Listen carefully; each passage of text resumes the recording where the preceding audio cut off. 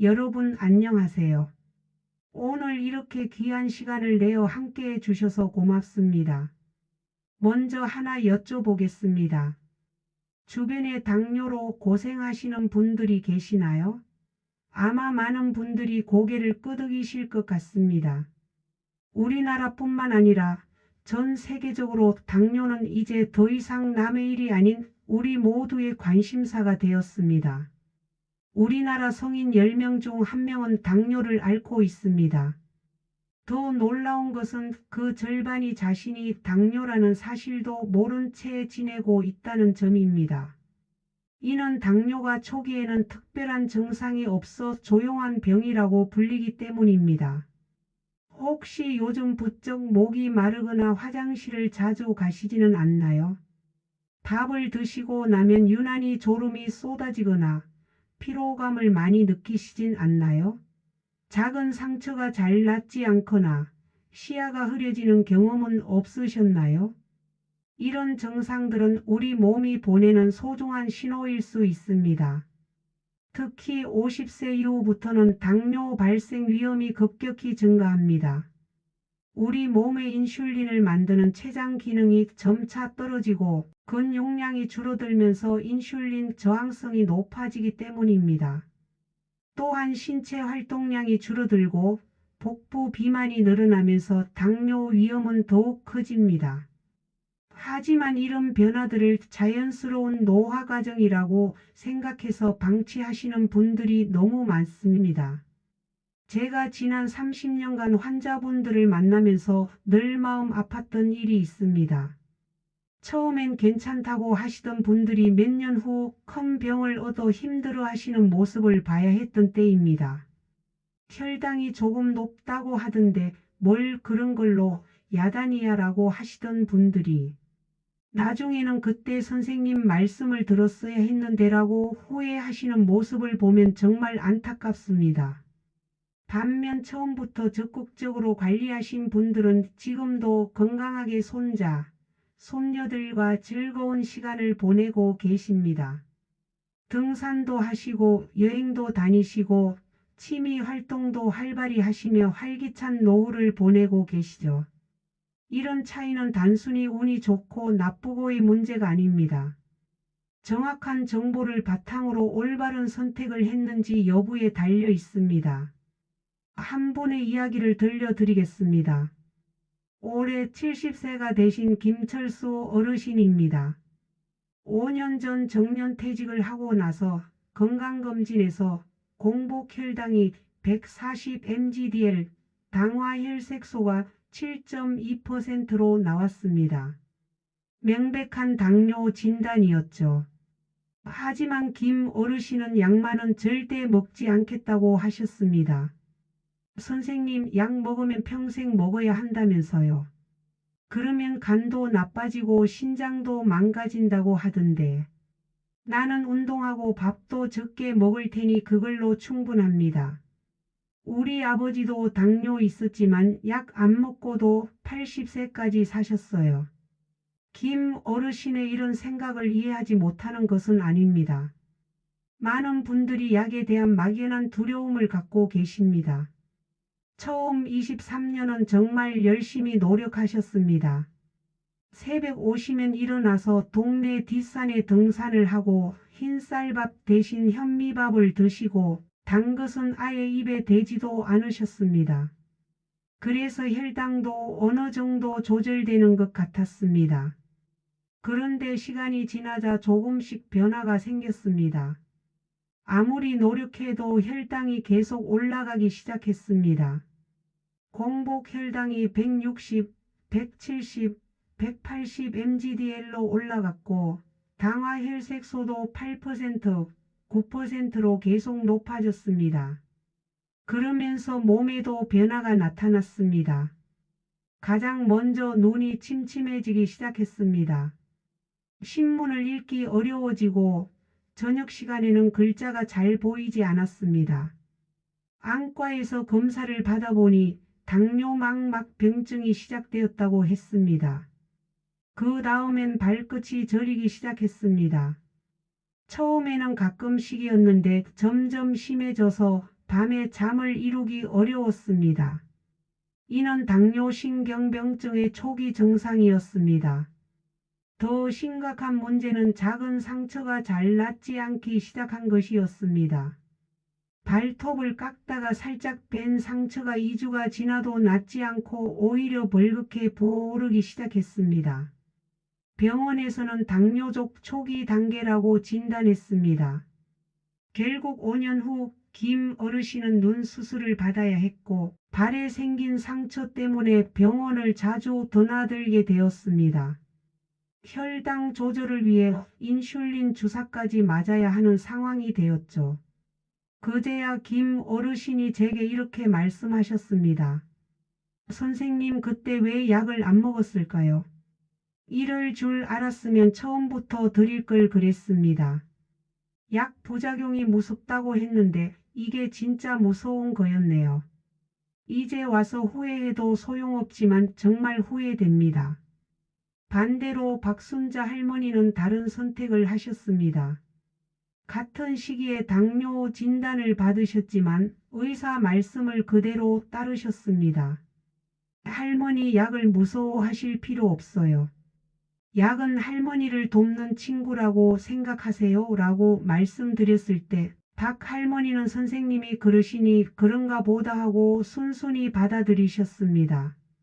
박 할머니는 매일 정해진 시간에 약을 드시고 꾸준히 산책을 하셨습니다. 단 음식도 줄이고 체중 관리도 열심히 하셨습니다. 하지만 너무 무리하지는 않으셨어요. 가끔 손자가 오면 함께 떡볶이도 드시고 명절에는 송편도 드셨습니다. 다만 그런 날에는 산책을 조금 더 하시거나 다음 날 식사량을 줄이시는 등 적절히 조절하셨죠. 10년이 지난 지금 박 할머니는 여전히 건강하십니다. 혈당도 잘 조절되고 있고 특별한 합병증도 없습니다. 얼마 전엔 제주도 여행도 다녀오셨다고 하더군요. 올레길을 걸으면서 정말 행복했다고 하시더라고요. 할머니가 웃으면서 하신 말씀이 아직도 기억에 남습니다. 선생님 덕분에 약 먹는 게 전혀 무섭지 않았어요. 매일 아침 약을 먹으면서 오늘도 건강하게 지낼 수 있게 해줘서 고마워라고 혼자 중얼거려요. 덕분에 지금도 이렇게 건강하게 지내고 있습니다. 이 두 분의 이야기는 극단적인 예가 아닙니다. 제가 진료실에서 매일 마주하는 현실입니다. 같은 진단을 받고도 어떤 선택을 하느냐에 따라 10년 후의 삶이 완전히 달라집니다. 이 두 분의 차이는 어디서 나왔을까요? 저는 당뇨를 이렇게 설명하곤 합니다.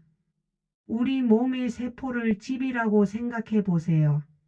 혈액 속의 당분은 손님이고 인슐린은 집 열쇠입니다. 젊을 때는 열쇠가 잘 맞아서 손님들이 집에 쉽게 들어갈 수 있었습니다. 집 주인도 건강하고 문도 잘 열렸죠. 하지만 나이가 들면서 여러 가지 변화가 일어납니다. 문도 뻑뻑해지고 열쇠도 잘 안 맞게 됩니다. 때로는 열쇠를 만드는 공장 체장도 예전만큼 열쇠를 많이 만들지 못합니다. 그러면 손님들은 밖에서만 서성거리게 됩니다. 집 안에 들어가고 싶어도 들어갈 수가 없어요. 이것이 바로 고혈당입니다. 혈액 속에 당분이 많아지는 것이죠. 처음에는 손님들이 조용히 기다리지만 시간이 지나면서 점점 불만이 커집니다. 그러면서 주변을 어지럽히기 시작합니다. 이것이 바로 당뇨 합병증입니다. 당뇨약은 이런 상황을 해결해 줍니다. 어떤 약은 새로운 열쇠를 더 많이 만들어주고 어떤 약은 문을 부드럽게 만들어서 손님들이 제대로 들어갈 수 있게 도와줍니다. 또 어떤 약은 불필요한 손님들이 너무 많이 오지 않도록 조절해 주기도 합니다. 그런데 약을 거부하면 어떻게 될까요? 손님들은 계속 밖에 쌓여만 가고 결국 우리 몸의 혈관과 장기들을 상하게 만듭니다. 눈의 작은 혈관들이 터지고 당뇨, 망막병증, 신장의 미세한 혈관들이 막히고 당뇨신장병증, 신경들이 손상되고 당뇨신경병증, 큰 혈관들도 딱딱해져서 심근경색이나 뇌졸중의 위험이 높아집니다. 많은 분들이 당뇨약에 대해 걱정하십니다. 간에 무리가 간다. 신장이 망가진다. 한 번 먹으면 평생 먹어야 한다. 중독성이 있다 같은 이야기들 때문입니다. 하지만 이런 걱정들은 대부분 잘못된 정보에 기반한 것들입니다. 최근 연구 결과들을 보면 오히려 반대입니다. 당뇨약을 제대로 복용하면 신장합병증 위험을 30% 줄일 수 있고 심장병 위험도 크게 낮출 수 있습니다. 특히 메트포르민이라는 약은 혈당 조절뿐만 아니라 체중 감소, 심혈관 보호 효과까지 있어서 기적의 약이라고 불리기도 합니다. 미국의 유명한 의학 잡지 JAMA에서도 혈당 조절이 잘 될수록 당뇨, 합병증 위험이 크게 줄어든다고 발표했습니다. 당화혈색소가 1% 떨어질 때마다 합병증 위험이 37%나 감소한다고 합니다. 이는 혈압약이나 콜레스테롤 약보다도 더 확실한 효과입니다. 그렇다면 왜 이런 잘못된 정보들이 퍼져 있을까요? 과거에 사용되던 일부 약물들이 부작용이 있었던 것은 사실입니다. 하지만 의학은 계속 발전하고 있습니다. 지금 사용되는 당뇨약들은 30년 전, 20년 전의 약들과는 완전히 다릅니다. 더 안전하고 더 효과적이며 부작용도 훨씬 적습니다. 또한 한 번 먹으면 평생 먹어야 한다는 것도 잘못된 생각입니다. 당뇨약을 먹는다고 해서 당뇨가 더 심해지는 것이 아닙니다. 오히려 약을 먹지 않으면 당뇨가 더 빨리 진행됩니다. 약을 먹으면서 생활 습관을 잘 관리하면 약의 용량을 줄일 수도 있고 경우에 따라서는 약을 끊을 수도 있습니다. 당뇨약은 크게 3가지 방식으로 우리를 도와줍니다. 각각의 약들이 어떻게 작용하는지 자세히 알아보겠습니다. 첫째, 췌장에서 인슐린을 더 많이 만들어내도록 돕는 약입니다. 설포닐 우레약의 약물이 대표적입니다. 마치 약해진 췌장에게 힘을 주는 것과 같습니다. 하지만 너무 많은 인슐린이 나오면 저혈당이 될 수 있으므로 주의가 필요합니다. 요즘에는 DPP-4 억제제나 GLP-1 작용제 같은 더 안전한 약들이 나와서 저혈당 위험 없이도 인슐린 분비를 도울 수 있습니다. 둘째, 간에서 필요 이상으로 당분을 만드는 것을 막아주는 약입니다. 메트포르민이 대표적입니다. 우리가 밤에 잠을 자는 동안에도 간은 계속 당분을 만드는데 당뇨가 있으면 이 과정이 과도하게 일어납니다. 메트포르민은 이것을 적절히 조절해 줍니다. 또한 근육에서 당분을 더 잘 사용할 수 있도록 도와주기도 합니다. 셋째, 우리 몸의 세포들이 인슐린 신호를 더 잘 받아들이도록 도와주는 약입니다.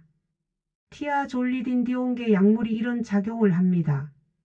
마치 문과 열쇠 사이에 기름을 쳐주는 것처럼 말입니다. 인슐린 저항성을 개선해서 같은 양의 인슐린으로도 더 좋은 효과를 얻을 수 있게 해줍니다. 최근에는 새로운 기전의 약들도 많이 나왔습니다. SGLT-2 억제제는 신장에서 당분이 재흡수되는 것을 막아서 소변으로 당분을 배출시킵니다. 마치 넘쳐나는 물을 배수구로 빼내는 것과 같은 원리입니다. 이 약은 혈당 조절뿐만 아니라 체중 감소, 혈압 감소, 심장 보호 효과까지 있어서 많은 관심을 받고 있습니다. 이 여러 가지 약물들이 조화롭게 작용하면 혈당이 안정됩니다. 의사 선생님들이 환자분마다 다른 약을 처방하는 이유도 바로 여기에 있습니다. 각자의 몸 상태, 다른 질병의 유무, 신장 기능, 간 기능 등을 모두 고려해서 가장 적합한 약물 조합을 선택하는 것입니다. 약을 어떻게 드셔야 할까요? 몇 가지 중요한 원칙이 있습니다. 첫째, 정해진 시간에 규칙적으로 드시는 것입니다. 우리 몸은 규칙을 좋아합니다. 매일 같은 시간에 약을 드시면 몸도 그에 맞춰 준비를 합니다. 혈당도 더 안정적으로 조절됩니다. 예를 들어 아침 식후 30분에 약을 드시기로 했다면 주말이든 평일이든 항상 그 시간에 드셔야 합니다. 둘째, 식사 후와의 간격을 지키는 것입니다. 어떤 약은 식전에, 어떤 약은 식후에, 어떤 약은 식사와 상관없이 드셔야 합니다.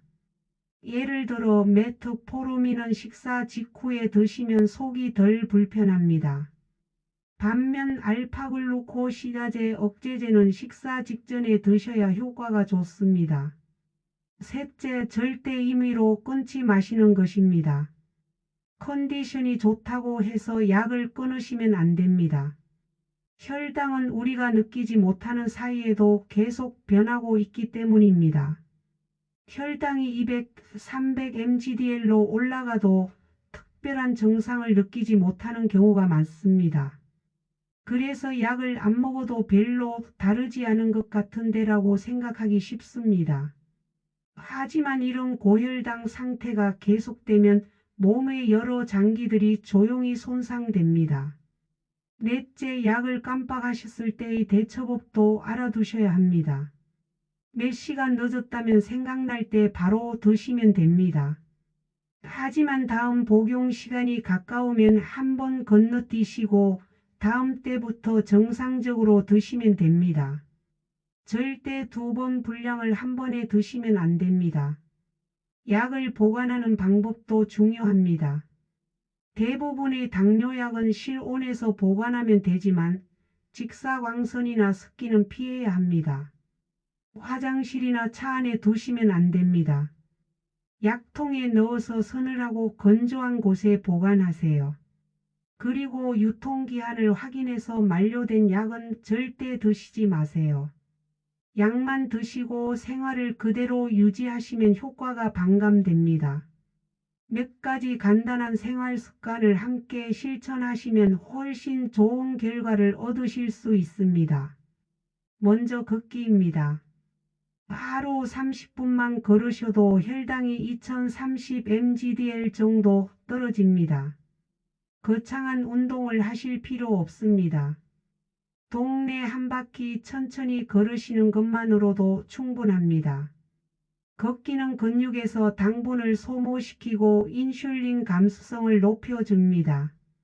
또한 스트레스도 줄여주고 수면의 질도 개선해 줍니다. 걷기를 할 때는 편한 운동화를 신고 처음에는 10분부터 시작해서 점차 늘려가세요. 목표는 하루 1만 보지만 처음부터 무리할 필요는 없습니다. 3,000보, 5,000보, 7,000보 이렇게 점차 늘려가시면 됩니다. 만보계나 스마트폰 앱을 사용하시면 동기부여에 도움이 됩니다.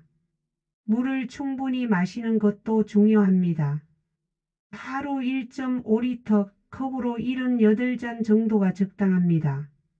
목이 마르다고 느끼기 전에 조금씩 자주 마시는 것이 좋습니다. 탈수가 되면 혈당이 농축되어서 더 높아질 수 있습니다. 또한 신장에도 부담을 줄 수 있습니다. 다만 단 음료는 피해야 합니다.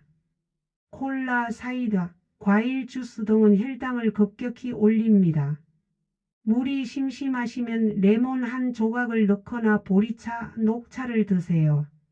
커피는 괜찮지만 설탕이나 시럽은 넣지 마세요. 식사 관리도 중요합니다. 저녁 7시 이후에는 가능하면 음식을 드시지 마세요. 밤 시간 공복은 우리 몸이 지방을 태우고 혈당을 안정시키는 데 도움이 됩니다. 또한 인슐린 감수성도 개선해 줍니다. 처음에는 배고프실 수 있지만 일주일 정도 지나면 익숙해집니다. 식사할 때는 채소를 먼저 드세요. 식이섬유가 풍부한 채소를 먼저 먹으면 나중에 드시는 밥이나 반찬의 흡수 속도를 늦춰서 혈당 상승을 완만하게 만듭니다. 또한 포만감도 빨리 느끼게 해서 과식을 방지합니다. 매일 같은 시간에 혈당을 재고 기록하는 습관도 중요합니다. 기록하는 것만으로도 혈당 조절이 20% 정도 좋아진다는 연구 결과가 있습니다. 공복 혈당, 식후 2시간 혈당을 재보시고 어떨 때 높아지고 낮아지는지 패턴을 파악해 보세요. 이런 정보는 의사 선생님께도 큰 도움이 됩니다. 혈당 측정은 아프긴 하지만 꼭 필요한 일입니다. 요즘 나온 혈당 측정기는 예전보다 훨씬 덜 아픕니다. 손가락 끝을 찌르는 것이 싫으시면 손가락 옆면을 찔러도 됩니다. 그리고 같은 손가락만 계속 사용하지 마시고 여러 손가락을 번갈아 가면서 사용하세요. 혼자 관리하기는 쉽지 않습니다. 가족들의 작은 관심과 응원이 큰 힘이 됩니다. 당뇨는 개인의 문제가 아니라 가족 모두가 함께 해결해야 할 문제입니다. 어머니 오늘 약 드셨어요? 아버지 저녁 먹고 같이 산책하실까요? 할아버지 오늘 혈당은 어떻게 나왔어요? 이런 작은 대화들이 약을 잊지 않고 꾸준히 관리하는 원동력이 됩니다.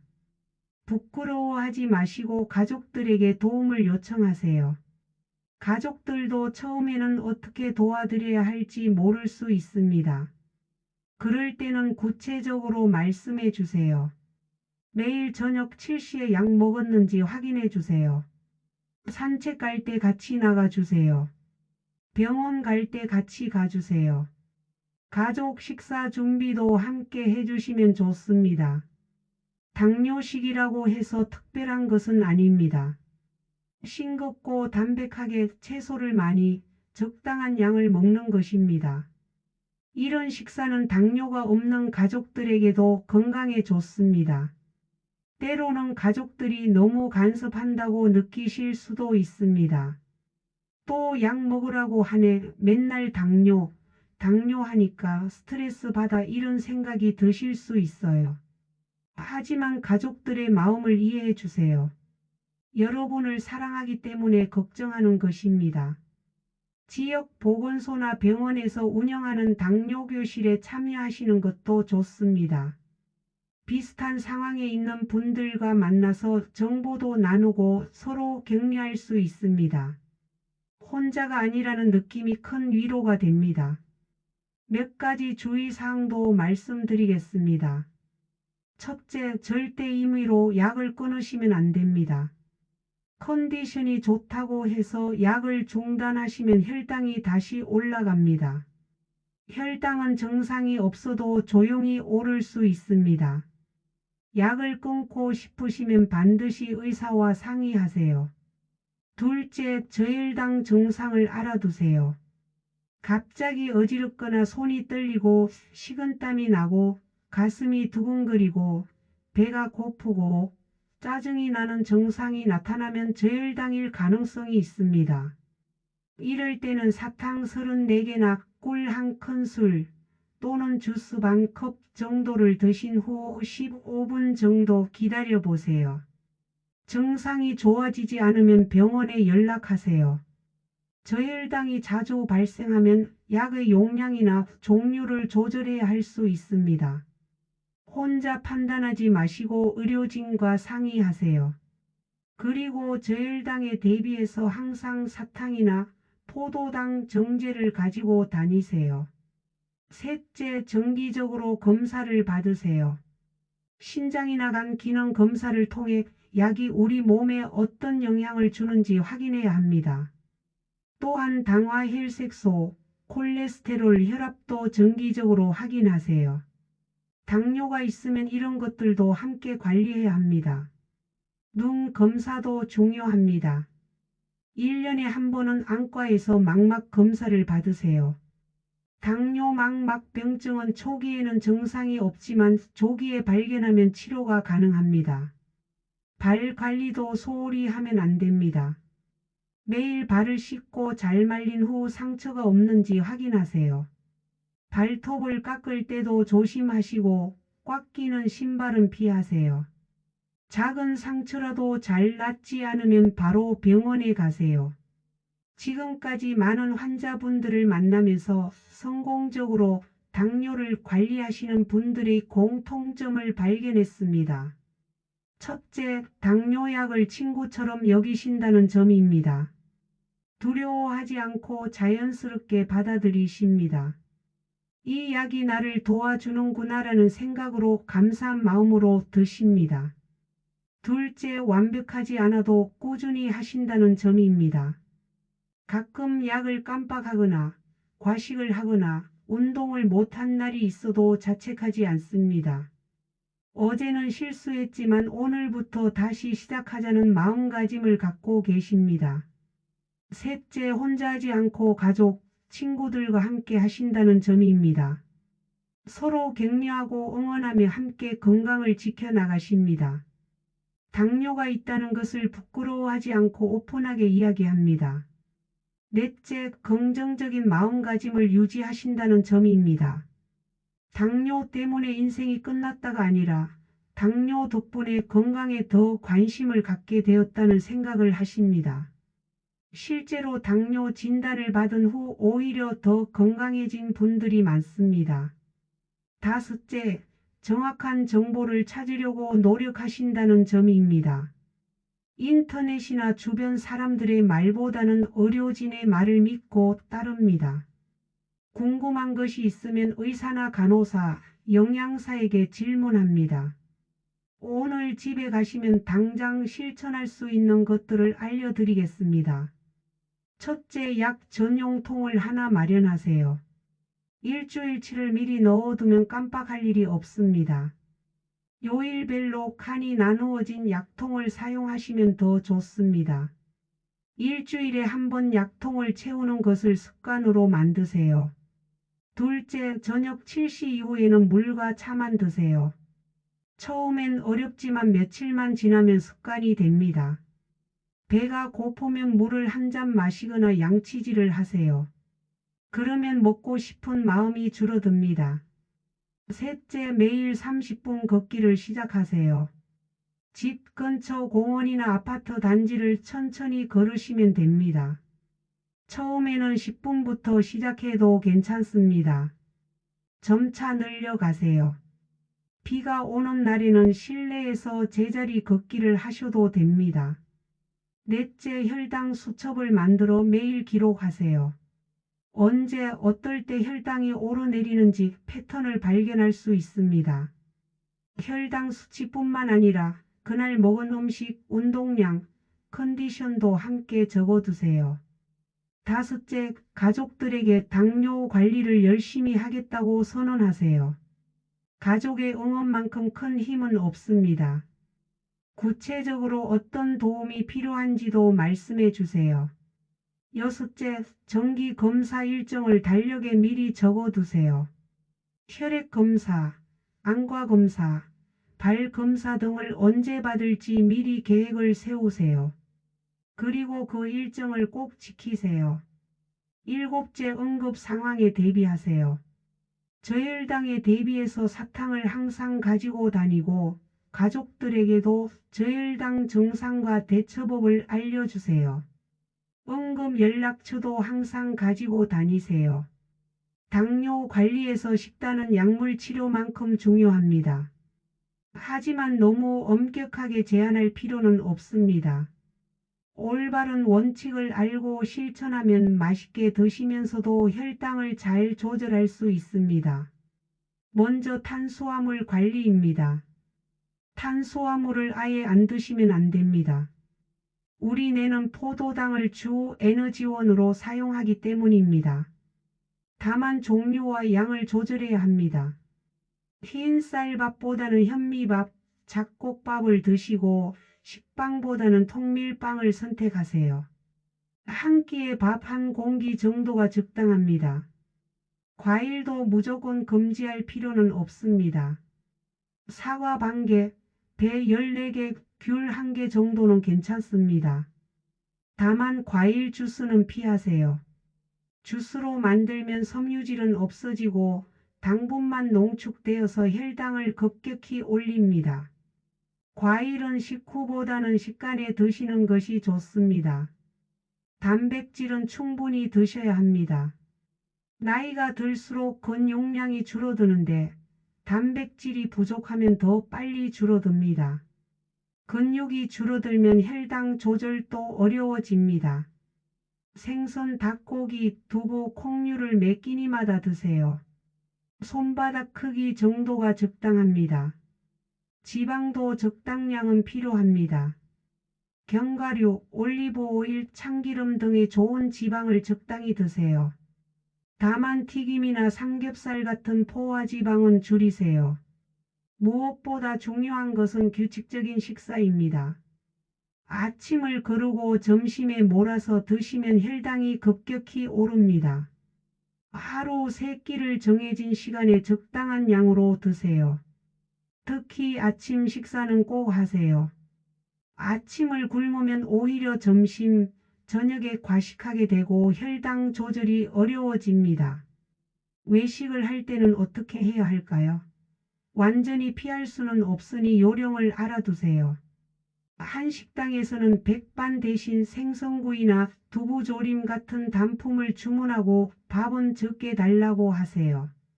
중식당에서는 탕수육보다는 볶음밥, 양식당에서는 파스타보다는 스테이크를 선택하세요. 물을 많이 마시는 것도 중요합니다. 목이 마르기 전에 미리미리 마시세요. 특히 식사 30분 전에 물 한 잔을 마시면 포만감이 빨리 와서 과식을 방지할 수 있습니다. 운동은 당뇨약의 효과를 배가시킵니다. 약물만으로는 한계가 있지만 운동을 함께하면 놀라운 시너지 효과가 나타납니다. 운동은 크게 유산소 운동과 근력 운동으로 나눌 수 있습니다. 유산소 운동은 걷기, 자전거 타기, 수영 같은 것들입니다. 근력 운동은 아령 들기, 스쿼트, 팔굽혀펴기 같은 것들입니다. 두 가지를 모두 하시는 것이 좋지만 힘들면 유산소 운동부터 시작하세요. 걷기는 가장 안전하고 효과적인 운동입니다. 혈당을 즉시 떨어뜨리고 인슐린 감수성을 높이고 체중 감량에도 도움이 됩니다. 또한 스트레스를 줄이고 수면의 질을 개선해 줍니다. 걷기를 할 때는 약간 숨이 찰 정도의 속도로 걸으세요. 옆 사람과 대화를 할 수 있을 정도면 적당합니다. 너무 천천히 걸으면 효과가 적고 너무 빨리 걸으면 무리가 됩니다. 근력 운동도 중요합니다. 근육량이 많을수록 혈당 조절이 쉬워집니다. 근육은 포도당을 가장 많이 소모하는 기관이기 때문입니다. 헬스장에 가지 않아도 집에서 간단한 운동을 할 수 있습니다. 물병을 들고 팔 운동을 하거나 의자에 앉았다 일어서기를 반복하는 것도 근력 운동입니다. 운동할 때 주의사항도 있습니다. 혈당 강화제를 드시는 분들은 운동 중 저혈당이 올 수 있습니다. 운동 전에 혈당을 재보시고 100mgdl 이하면 간식을 조금 드신 후 운동하세요. 운동 중에 어지럽거나 손이 떨리면 즉시 중단하고 당분을 섭취하세요. 발에 상처가 있거나 시력이 많이 나쁘신 분들은 걷기보다는 실내 자전거나 수영을 추천합니다. 관절이 아프신 분들은 수중 걷기가 좋습니다. 운동은 식후 1-2시간 후에 하시는 것이 좋습니다. 공복에 운동하면 저혈당이 올 수 있고 식후 바로 운동하면 소화에 방해가 됩니다. 당뇨 관리에서 간과하기 쉬운 것이 스트레스 관리입니다. 스트레스는 혈당을 직접적으로 올립니다. 스트레스를 받으면 우리 몸에서 코르티솔이라는 호르몬이 나오는데 이 호르몬이 혈당을 올립니다. 당뇨 진단을 받으면 많은 분들이 우울감을 느낍니다. 앞으로 어떻게 살아야 하나, 내 인생이 끝났다는 생각을 하시는 분들도 계십니다. 하지만 이런 생각은 혈당 조절에 도움이 되지 않습니다. 먼저 당뇨에 대한 올바른 인식을 가져야 합니다. 당뇨는 불치병이 아닙니다. 잘 관리하면 건강한 사람과 똑같이 살 수 있습니다. 실제로 당뇨를 가지고도 90세까지 건강하게 사시는 분들이 많습니다. 스트레스를 줄이는 방법들을 실천해 보세요. 깊게 숨쉬기, 명상, 요가, 음악 감상, 독서 등이 도움이 됩니다. 특히 복식 호흡은 언제 어디서나 할 수 있어서 좋습니다. 코로 천천히 숨을 들이마시고 배를 부풀린 다음 입으로 천천히 내쉬는 것을 반복하세요. 취미 생활을 갖는 것도 좋습니다. 그림 그리기, 서예, 원예, 악기 연주 등 손을 사용하는 활동들은 스트레스를 줄여주고 뇌 건강에도 도움이 됩니다. 사회적 관계를 유지하는 것도 중요합니다. 혼자 있으면 우울한 생각이 더 많이 듭니다. 친구들과 만나고 동호회 활동을 하고 자원봉사를 하는 것도 좋습니다. 만약 우울감이 2주 이상 계속되거나 잠을 못 자거나 식욕이 없거나 의욕이 없다면 전문가의 도움을 받으세요. 정신건강의학과나 상담센터에서 도움을 받을 수 있습니다. 당뇨의 가장 무서운 점은 합병증입니다. 하지만 미리 알고 대비하면 충분히 예방할 수 있습니다. 당뇨 합병증은 크게 급성 합병증과 만성 합병증으로 나뉩니다. 급성 합병증은 저혈당, 고혈당 응급 상황 등이고 만성 합병증은 망막병증, 신장병증, 신경병증, 동맥경화증 등입니다. 망막병증은 눈의 망막혈관이 손상되는 질환입니다. 초기에는 증상이 없지만 진행되면 시력을 잃을 수 있습니다. 1년에 한 번은 안과에서 정밀 검사를 받으세요. 눈이 갑자기 침침해지거나 검은 점들이 보이거나 시야가 흐려지면 즉시 병원에 가세요. 신장병증은 신장의 미세혈관이 손상되는 질환입니다. 소변에 단백질이 나오기 시작하다가 점차 신장 기능이 떨어집니다. 정기적으로 소변 검사와 혈액 검사를 받아서 조기에 발견하는 것이 중요합니다. 신경병증은 말초신경이 손상되는 질환입니다. 주로 발가락부터 시작해서 점차 위로 올라갑니다. 발끝이 저리거나 아프거나 감각이 둔해지는 증상이 나타납니다. 심해지면 상처가 나도 모를 수 있어서 위험합니다. 동맥경화증은 혈관벽이 딱딱해지고 좁아지는 질환입니다. 심근경색, 뇌졸중의 원인이 됩니다. 혈압, 콜레스테롤 관리가 중요합니다. 이런 합병증들을 예방하려면 혈당 조절이 가장 중요합니다. 당화 혈색소를 7% 이하로 유지하세요. 또한 혈압은 14,090mmHg 이하, 콜레스테롤은 200mgdl 이하로 관리하세요. 발 관리도 특히 중요합니다. 매일 발을 씻고 잘 말리세요. 발가락 사이까지 꼼꼼히 말리고 보습제를 발라주세요. 발톱은 일직선으로 자르고 너무 짧게 자르지 마세요. 꽉 끼는 신발이나 굽이 높은 신발은 피하세요. 작은 상처라도 소홀히 하면 안 됩니다. 상처가 생기면 즉시 소독하고 밴드를 붙이세요. 2-3일 후에도 낫지 않으면 병원에 가세요. 계절에 따라 혈당 조절에 영향을 주는 요인들이 다릅니다. 봄에는 꽃가루 알레르기가 있으신 분들이 항히스타민제를 복용하는 경우가 있는데 이 약물이 혈당을 약간 올릴 수 있습니다. 또한 봄철 나들이가 늘어나면서 식사 패턴이 불규칙해질 수 있으니 주의하세요. 여름에는 더위 때문에 식욕이 떨어질 수 있습니다. 그렇다고 식사를 거르면 안 됩니다. 시원한 음식 위주로 드시되 냉면이나 빙수 같은 당분이 많은 음식은 주의하세요. 수분 섭취를 충분히 하시고 너무 더운 시간에는 야외 활동을 피하세요. 가을에는 식욕이 늘어나는 시기입니다. 추석 같은 명절에는 특히 주의가 필요합니다. 송편, 전, 갈비찜 등 당분과 지방이 많은 음식들이 많기 때문입니다. 조금씩 다양하게 드시고 과식하지 마세요. 겨울에는 야외 활동이 줄어들면서 운동량이 감소할 수 있습니다. 실내에서 할 수 있는 운동을 준비해 두세요. 또한 연말연시 모임이 많아지면서 음주 기회가 늘어납니다.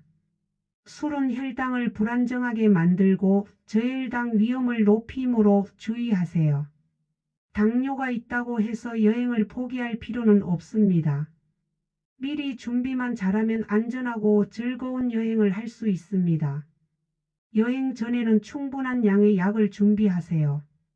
여행 기간보다 여유 있게 준비하시고 기내용 가방과 수화물용 가방에 나누어서 넣으세요. 만약 약을 분실하더라도 일부는 확보할 수 있도록 말이죠. 혈당 측정기와 시험지도 충분히 준비하세요. 여행 중에는 평소와 다른 음식을 먹게 되고 활동량도 달라지므로 혈당 변화를 자주 확인해야 합니다. 시차가 있는 해외여행을 갈 때는 약 복용 시간을 어떻게 조절할지 미리 의사와 상의하세요. 갑자기 시간을 바꾸면 혈당 조절에 문제가 생길 수 있습니다. 여행 중에는 규칙적인 식사가 어려울 수 있습니다. 비상식량을 준비해 두세요. 견과류, 크래커, 과일 등을 가지고 다니면서 끼니를 거르지 않도록 하세요. 일상생활에서는 직장이나 사회생활에서의 관리가 중요합니다. 직장 동료들에게 당뇨가 있다는 것을 알려두시고 저혈당 증상과 대처법도 설명해 두세요. 응급 상황에 도움을 받을 수 있습니다. 회식이나 접대가 있을 때는 미리 계획을 세우세요. 알코올은 가능하면 피하시고 부득이하게 마셔야 한다면 맥주 한 잔이나 와인 한 잔 정도로 제한하세요. 안주로는 기름진 것보다는 단백질이 많은 것을 선택하세요. 당뇨 치료 분야는 계속 발전하고 있습니다. 최근에는 새로운 기전의 약물들이 많이 개발되었습니다. GLP-1 작용제는 혈당 조절뿐만 아니라 체중 감량, 심혈관 보호 효과까지 있는 혁신적인 약물입니다. 일주일에 한 번만 주사하면 되는 제형도 나와서 편의성이 크게 개선되었습니다. 연속 혈당 측정기 CGM도 당뇨 관리의 패러다임을 바꾸고 있습니다. 하루에 여러 번 손가락을 찔러서 피를 뽑을 필요 없이 24시간 연속으로 혈당을 모니터링할 수 있습니다. 혈당 변화 패턴을 정확히 파악할 수 있어서 더 정밀한 관리가 가능합니다. 인공췌장 시스템도 개발되고 있습니다. 연속 혈당 측정기와 인슐린 펌프를 연결해서 자동으로 인슐린 양을 조절하는 시스템입니다. 아직 완전하지는 않지만 점점 발전하고 있습니다. 줄기세포 치료, 유전자 치료 등 근본적인 치료법도 연구되고 있습니다. 아직은 실험 단계지만 미래에는 당뇨를 완치할 수 있는 치료법이 나올 수도 있습니다. 이처럼 당뇨 치료의 미래는 밝습니다. 현재로서는 약물 치료와 생활습관 관리가 최선이지만 미래에는 더 좋은 치료법들이 나올 것입니다. 희망을 갖고 꾸준히 관리하시면 됩니다. 여러분께 마지막으로 당부드리고 싶은 말씀이 있습니다. 나이가 들었다고 해서 포기하지 마세요. 60대든 70대든 80대든 언제라도 새로 시작할 수 있습니다.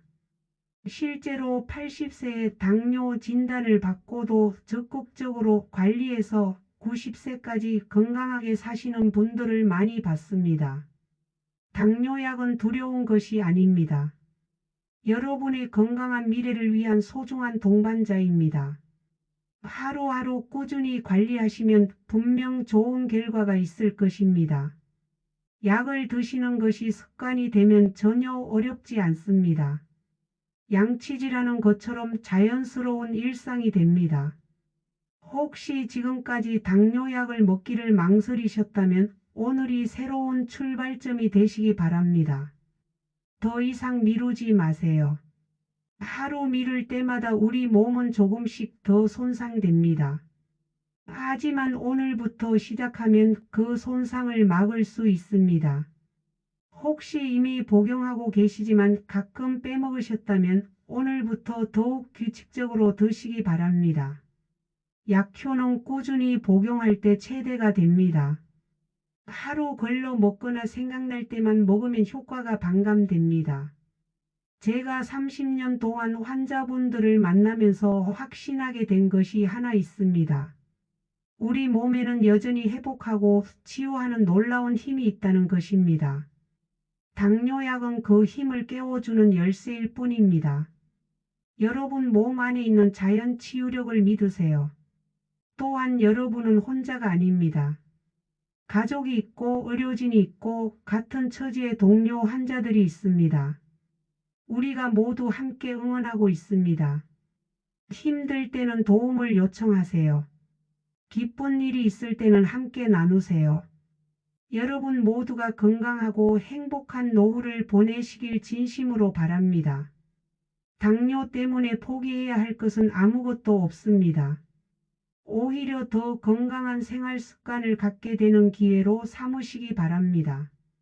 많은 분들이 당뇨 진단을 받고 나서 오히려 더 건강해졌다고 말씀하십니다.